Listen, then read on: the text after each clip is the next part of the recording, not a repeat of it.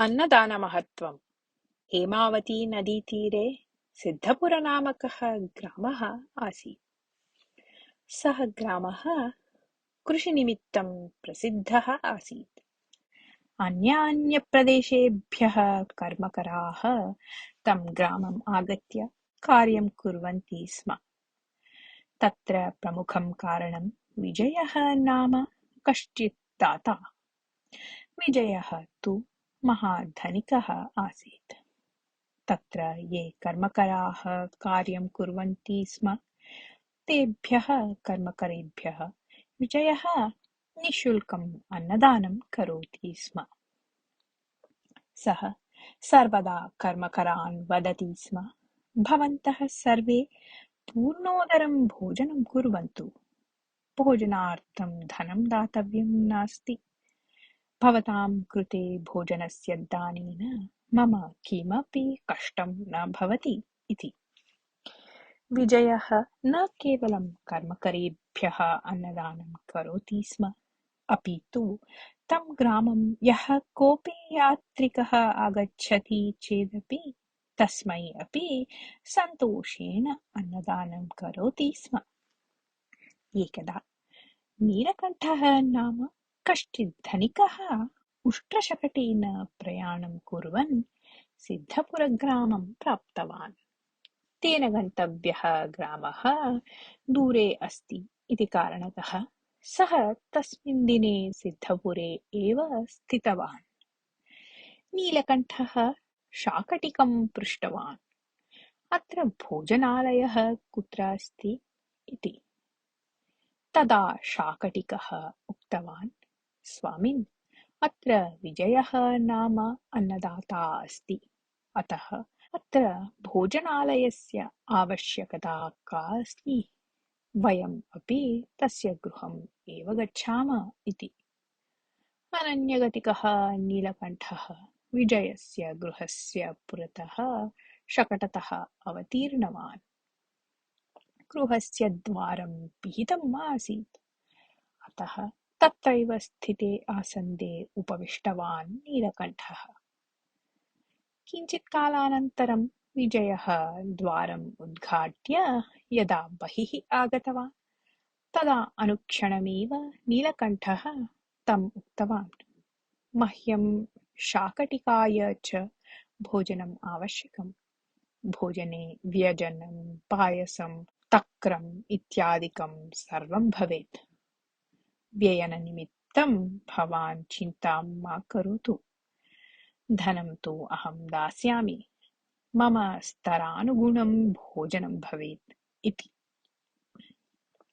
नीलकण्ठस्य वचनं श्रुतवतः विजयस्य कोपः आगतः, तथापि सः तम् अप्रदर्शयन्, मम गृहं प्रति ये अतिथयः आगच्छन्ति ते सर्वे मम दृष्ट्या समानाः एव। धनिकाः निर्धनाः च समानपङ्क्तौ उपविश्य परब्रह्मस्वरूपस्य अन्नस्य भोजनं कुर्वन्ति चेत् तदेव मम सन्तोषाय। अन्येभ्यः यत् भोजनं दीयते तदेव भवते दीयते। बुभुक्षा तु सर्वेषां समाना एव, तथापि भवन्तः तस्याः स्तरभेदं कल्पयन्ति इति तु मयि आश्चर्यं जनयति। मम तु महती सम्पत्तिः अस्ति, अतः अन्नस्य विक्रयणं न करोमि। अत्र सर्वे समानपङ्क्तौ उपविश्य भोजनं कुर्वन्तः स्तरभेदं विस्मरन्ति। भवद्भ्याम् अपि तथैव कर्तुं चेत् वरं भवेत्। आगच्छन्तु, भोजनं कुर्वन्तु तावत् इति नीलकण्ठम् उक्तवान्। विजयस्य धर्मबुद्धिं दानगुणं च ज्ञातवान् नीलकण्ठः आत्मनः अहङ्कारम् अवगत्य खेदम् अनुभूतवान्। अस्मिन् ग्रामे बुभुक्षितेभ्यः भोजनं यच्छन् भवान् एव श्रेष्ठः। भवतः पुरतः अहम् अल्पः एव, कृपया क्षन्तव्यः अहम् इति वदन् क्षमां प्रार्थितवान्। ततः आतृप्ति भोजनं कृतवान् च। भोजनसमये सः शाकटिकम् उक्तवान्, किञ्चित् कालं यावत् मम धनिकत्वं विस्मरतु भवान् इति। अनन्तरदिने प्रातःकाले नीलकण्ठः विजयाय कृतज्ञतां समर्प्य प्रयाणम् अग्रे अनुवर्तितवान्। शकटं ग्रामं क्रान्त्वा उन्नते पर्वतप्रदेशे यदा गच्छत् आसीत् तदा शाकटिकस्य मनसि दुर्भावना उत्पन्ना। सः शकटं स्थगयित्वा नीलकण्ठम् उक्तवान्, भवान् शकटतः अवतरतु इति। एतस्य कारणम् अजानन् नीलकण्ठः यदा शकटतः अवतीर्णवान् तदा शकटिकः तं क्रूरदृष्ट्या पश्यन्, अहं धनिकत्वप्राप्त्यर्थं सुलभं मार्गं ज्ञातवान् अस्मि। इतः परं कस्यापि कर्मकरः न अहम्। भवतः समीपे विद्यमानं धनं सर्वं मह्यं ददातु इति कठोरस्वरेण आदिष्टवान्। तदा नीलकण्ठः शान्तस्वरेण, अन्येभ्यः अपहृतेन धनेन किमपि साधयितुं शक्येत इति तु भवतः भ्रमः एव। गृहगमनानन्तरं प्रामाणिकतया सम्पत्तेः सम्पादनार्थं यावत् आवश्यकं तावत् मूलधनं भवते दास्यामि इति शकटिकम् उक्तवान्। परन्तु दुराशापीडितः शकटिकः एतत् सर्वम् अनङ्गीकृत्य नीलकण्ठस्य समीपे विद्यमानं धनं सर्वं बलात् स्वीकृत्य वेगेन प्रवहन्त्यां नद्यां तं पातयित्वा ततः पलायितवान्। कानिचन दिनानि प्रयाणं कृत्वा शकटिकः रामनगरनामकं ग्रामं प्राप्तवान्। तत्र सः चोरितेन धनेन वाणिज्यम् आरब्धवान्। केषुचित् दिनेषु एव शकटिकः धनिकः सन् ग्रामे गण्यव्यक्तिषु अन्यतमः अभवत्। परन्तु गच्छता कालेन शकटिकस्य मनसि पापभीतिः आरब्धा। अतः प्रतिदिनं सः निर्धनयोः कृते अन्नस्य दानस्य नियमम् अभ्यस्तवान्।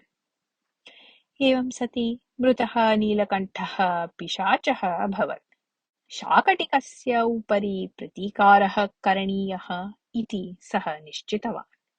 पिशाचः रामनगरं प्राप्य तत्र महता वैभवेन महती प्रासादे वसन्तं शाकटिकं दृष्ट्वा कुपितः अभवत्। यदा पिशाचः तं ग्रामम् आगतः तदा शाकटिकः अमूल्यं वस्त्रं धृत्वा भूस्वामिनः सभां गत्वा एकस्मिन् उन्नतासने उपविष्टवान् आसीत्। तस्मिन् समये एव काकतालीयम् इव तत्र उपविष्टाः पिशाचानां विषये चर्चाम् आरब्धवन्तः। पिशाचः अस्ति उत नास्ति इत्येतस्मिन् विषये वादः प्रतिवादः च प्रवृत्तः।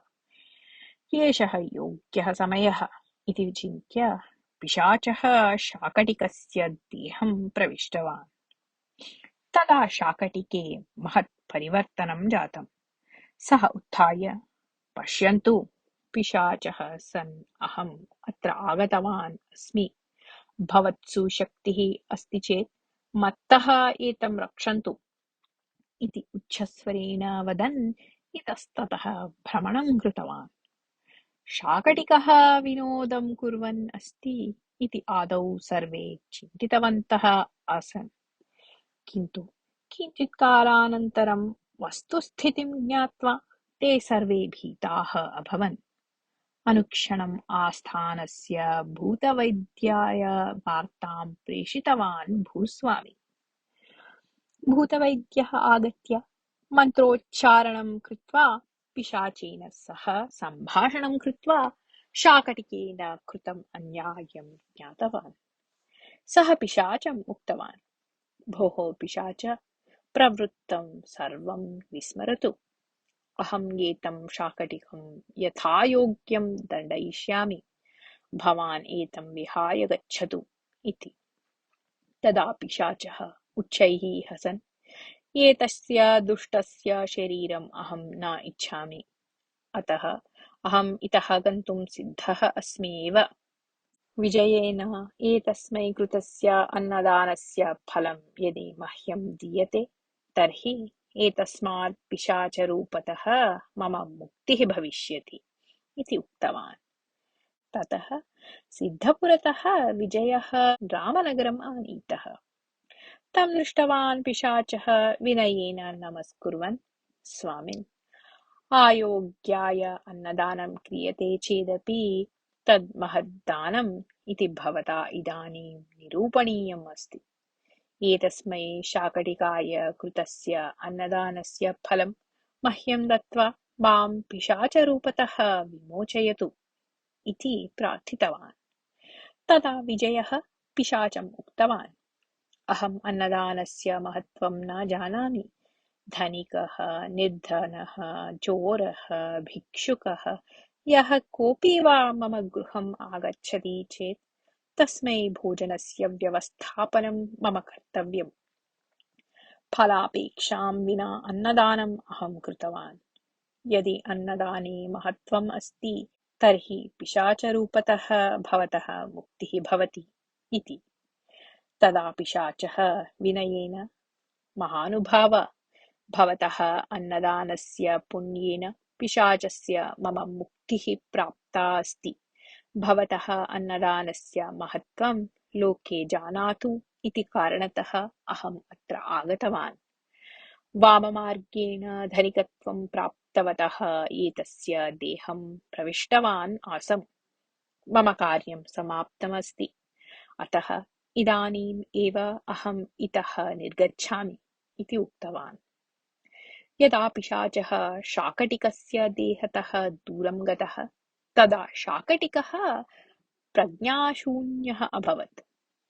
किञ्चित् कालानन्तरं सचेतनां प्राप्य उत्थितः सः तत्रत्यानां मुखात् प्रवृत्तं सर्वं श्रुत्वा पश्चात्तापम् अनुभूतवान्। अनन्तरं सम्पूर्णं स्वधनं भूस्वामिने दत्त्वा विजयेन सह सिद्धपुरं गत्वा अन्नदाने साहाय्यं कर्तुम् उद्युक्तः अभवत्। ये तत्र भोजनार्थम् आगच्छन्ति स्म तान् सर्वान् शाकटिकः उपदिशति स्म। भगवता यावत् दत्तं तस्मै कश्चित् भागः अन्नदानादीनां निमित्तं व्ययीकरणीयः, परिश्रमपूर्वकं धनं सम्पादनीयं च। तेन एव अस्माकं जीवनस्य सार्थकता भविष्यति इति। कथा समाप्ता।